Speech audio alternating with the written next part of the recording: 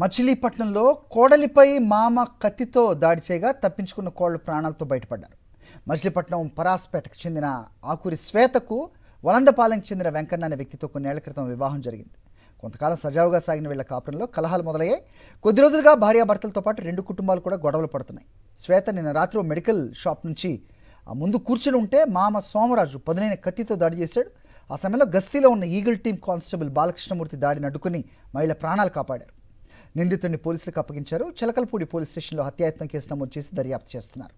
DCP, CI, స్థానిక ప్రజలు eagle team కానిస్టేబుల్ను అభినందించారు.